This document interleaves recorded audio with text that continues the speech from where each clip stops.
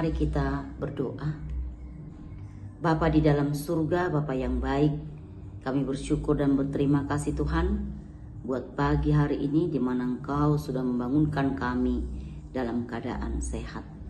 Sebelum kami melakukan aktivitas kami Tuhan, kami rindu membaca dan merenungkan kebenaran firman Tuhan. Mari Tuhan berkuasa atas hati dan pikiran kami, supaya firman ini boleh menjadi kekuatan, menjadi bekal di dalam kami melewati hari ini. Berfirmanlah ya Tuhan, kami sudah siap untuk mendengarkannya. Dalam nama Tuhan Yesus kami berdoa dan kami mengucap syukur. Amin. Shalom, selamat pagi Bapak Ibu yang dikasihi Tuhan. Firman Tuhan sebagai renungan harian kita di tanggal 3 April 2024 hari ini terambil dari Matius pasalnya yang kelima ayatnya yang keempat. Berbahagialah orang yang berduka cita, karena mereka akan dihiburkan. Demikian pembacaan firman Tuhan. Secara manusia kita berpikir, kok dalam duka cita bisa berbahagia? Sementara yang kita ketahui duka cita itu adalah sesuatu yang menyakitkan. Duka cita itu sesuatu yang menyedihkan. Pada saat kita kehilangan orang-orang yang kita kasihi, orang-orang yang kita cintai, kita pasti sangat berduka cita. Karena duka cita, perpisahan yang bukan hanya sementara, yang berangkat ke satu kota lalu kembali lagi. Tetapi secara manusia duka cita itu adalah perpisahan karena kematian.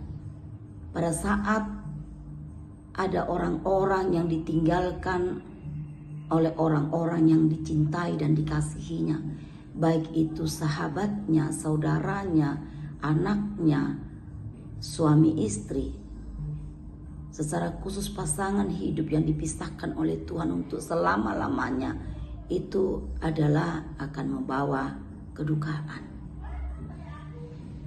Tetapi firman Tuhan hari ini mengatakan, berbahagialah,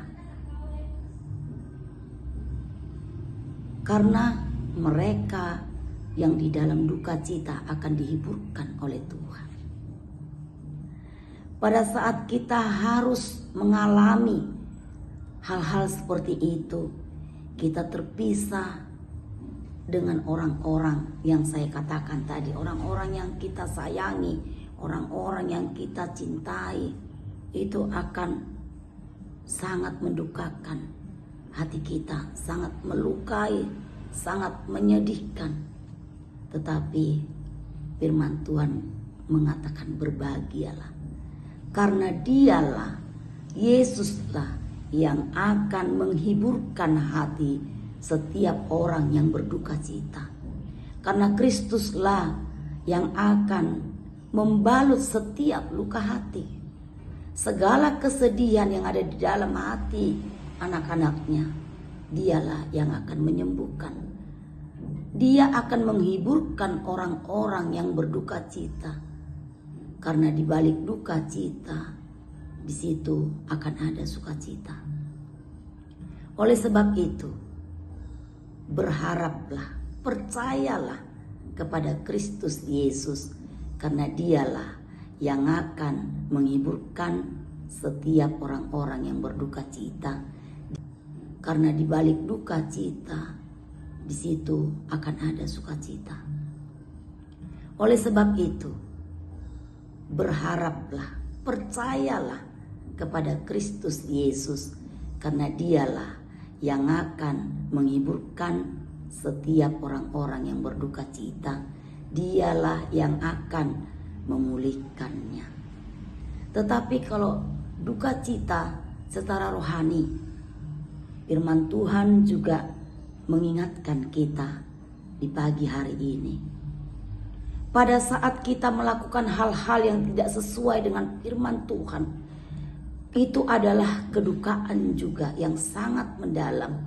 Pada saat kita melakukan sebagai orang-orang percaya, kita melakukan perilaku-perilaku yang tidak sesuai dengan firman Tuhan, terkadang kita tidak menyadari, tetapi firman Tuhan pagi hari ini mengingatkan, hati kita harus sangat berduka cita pada saat kita melakukan hal-hal yang tidak sesuai dengan firman Tuhan.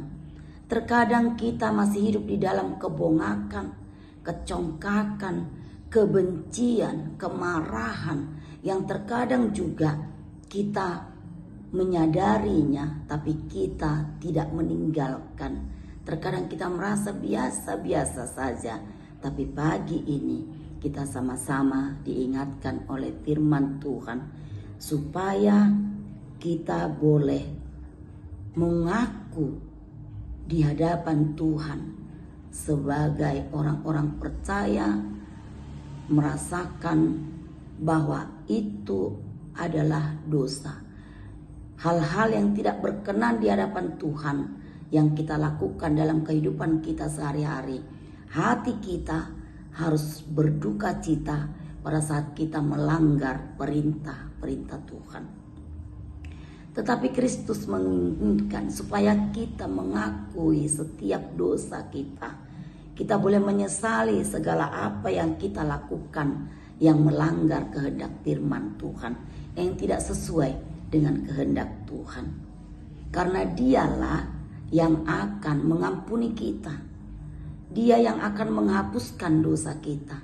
Karena Yesus adalah sahabat kita yang setia, sahabat yang sejati, yang akan selalu mau melihat kita hidup di dalam kebahagiaan. Dialah Allah yang akan menyelamatkan kita dari dosa-dosa kita.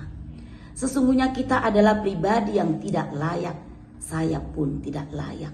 Tetapi Kristus Yesus melayakkan kita. Karena Dia mau mendengarkan supaya kita menyesali dan mengakui setiap dosa yang sudah kita lakukan.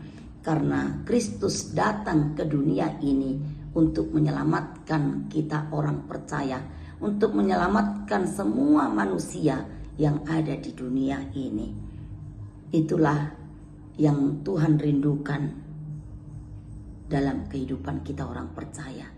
Dia tidak menginginkan kita binasa, tapi Kristus merindukan supaya semua manusia dan semua anak-anaknya, semua orang percaya masuk di dalam keselamatan. Karena memang begitu besar kasih Allah akan dunia ini, sehingga Dia mengaruniakan anaknya yang tunggal, yaitu Yesus Kristus, supaya kita tidak binasa, melainkan beroleh hidup yang kekal. Supaya setiap orang yang percaya kepada Tuhan tidak binasa, melainkan beroleh hidup yang kekal. Itulah yang menjadi kebahagiaan kita. Karena pada saat kita berdosa, hati kita merasa berduka. Tetapi kesadaran kita dalam mengakui dosa-dosa kita, disitulah Tuhan datang untuk menyelamatkan kita. Dia sudah mengorbankan anaknya yang tunggal untuk menyelamatkan hidup orang percaya. Demikianlah firman Tuhan. Biarlah kita sama-sama dihiburkan, dikuatkan karena kita sudah diberikan keselamatan oleh Kristus Yesus. Amin. Kita berdoa.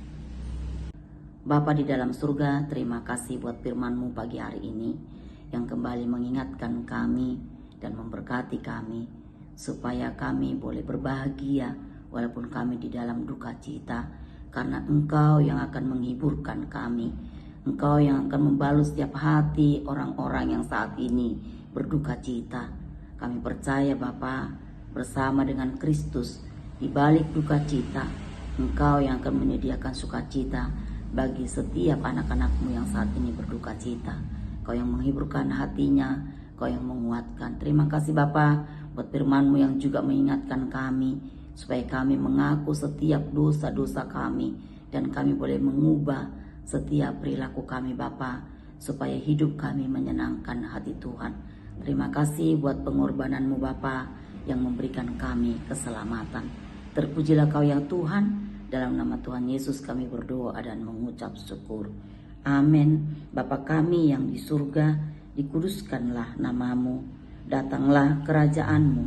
Jadilah kehendak-Mu di bumi seperti di surga. Berikanlah kami pada hari ini makanan kami yang secukupnya. Dan ampunilah kami akan kesalahan kami, seperti kami juga telah mengampuni orang yang bersalah kepada kami.